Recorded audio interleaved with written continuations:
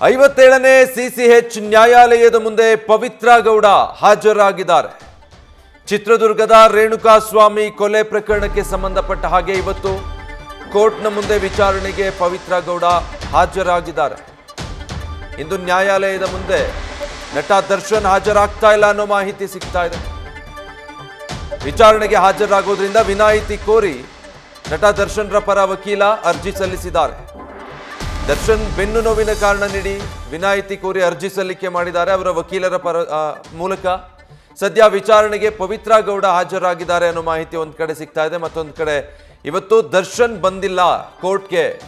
ಅಂದ್ರೆ ವಿನಾಯಿತಿ ಇರುತ್ತೆ, ಬಟ್ ಅದಕ್ಕೆ ಕಾರಣ ಹೇಳಬೇಕು, ನ್ಯಾಯಾಲಯಕ್ಕೆ ಅರ್ಜಿ ಸಲ್ಲಿಕೆ ಮಾಡಬೇಕು. ಅದನ್ನ ನ್ಯಾಯಾಲಯ ಪರಾಮರ್ಶೆ ಮಾಡುತ್ತೆ.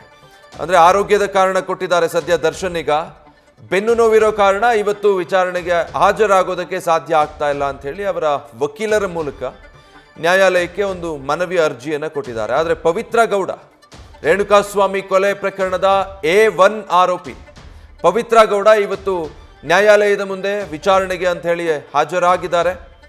ದರ್ಶನ್ ಕೂಡ ಆಗಮಿಸ್ತಾರೆ ಅನ್ನುವಂಥ ನಿರೀಕ್ಷೆ ಇತ್ತು. ಯಾಕಂದ್ರೆ ಈ ಹಿಂದಿನ 2 ವಿಚಾರಣೆಗಳ ಸಂದರ್ಭದಲ್ಲಿ ಖುದ್ದು ನಟ ದರ್ಶನ್ ಹಾಗೆ ಉಳಿದ ಎಲ್ಲ ಆರೋಪಿಗಳು ಕೂಡ ವಿಚಾರಣೆಯ ಸಂದರ್ಭದಲ್ಲಿ ಹಾಜರಾಗಿದ್ರು. ಆ ಸಂದರ್ಭದಲ್ಲಿ ಕೂಡ ಕೋರ್ಟ್ನ ಆವರಣದಲ್ಲಿ ದರ್ಶನ್ ಮತ್ತೆ ಪವಿತ್ರ ಗೌಡ ಮುಖಾಮುಖಿಯಾಗಿದ್ರು. ಆದರೆ ಏನು ಮಾತಾಡಿರಲಿಲ್ಲ. ಇವತ್ತು ಕೂಡ ಅದೇ ಸನ್ನಿವೇಶ ಸೃಷ್ಟಿಯಾಗಬಹುದಾ ಅನ್ನುವಂಥದ್ದಿತ್ತು. ಆದರೆ ಪವಿತ್ರ ಗೌಡ ಕೋರ್ಟಿಗೆ ಆಗಮಿಸಿದ್ದಾರೆ. ಆದರೆ ನಟ ದರ್ಶನ್ ಇವತ್ತಿನ ನ್ಯಾಯಾಲಯದ ವಿಚಾರಣೆಗೆ ಹಾಜರಾಗೋದ್ರಿಂದ ವಿನಾಯಿತಿ ಕೋರಿ ತಮ್ಮ ವಕೀಲರ ಮೂಲಕ ಕೋರ್ಟ್ಗೆ ಅರ್ಜಿ ಹಾಕಿದ್ದಾರೆ. ಬೆನ್ನು ನೋವಿನ ಸಮಸ್ಯೆ ಇದೆ, ಆರೋಗ್ಯ ಸಮಸ್ಯೆ ಇರೋ ಕಾರಣ ಇವತ್ತಿನ ವಿಚಾರಣೆಗೆ ಹಾಜರಾಗೋದ್ರಿಂದ ತಮಗೆ ವಿನಾಯಿತಿ ಕೊಡಬೇಕು ಅಂತ ಹೇಳಿ ನ್ಯಾಯಾಲಯದಲ್ಲಿ ಮನವಿಯನ್ನು ಸಲ್ಲಿಸಿದ್ದಾರೆ.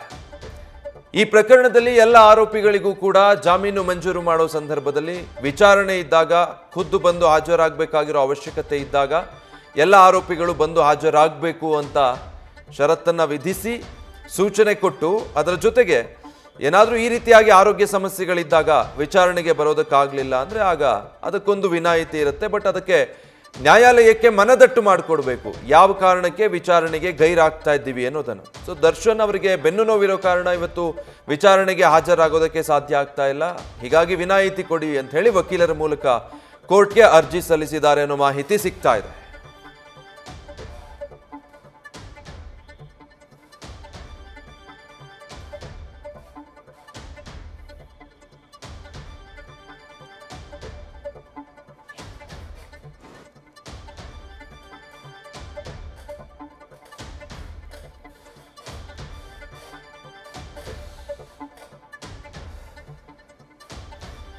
ನಟ ದರ್ಶನ್ ಇವತ್ತು ನ್ಯಾಯಾಲಯದ ಮುಂದೆ ವಿಚಾರಣೆಗೆ ಅಂತ ಹೇಳಿ ಹಾಜರಾಗ್ತಾ ಇಲ್ಲ.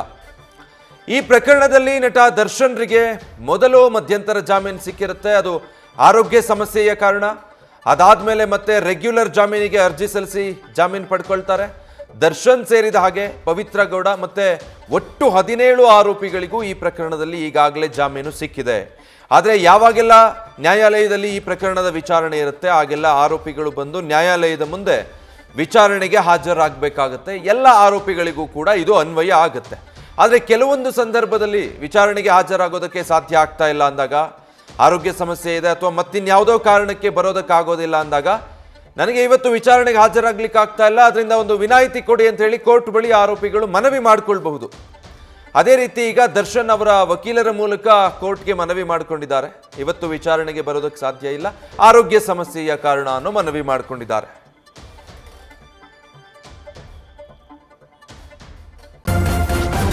ನ್ಯೂಸ್ ಫಸ್ಟ್ ನಿರ್ಭೀತಿಯಿಂದ ನಿಮ್ಮ ಪರವಾಗಿ.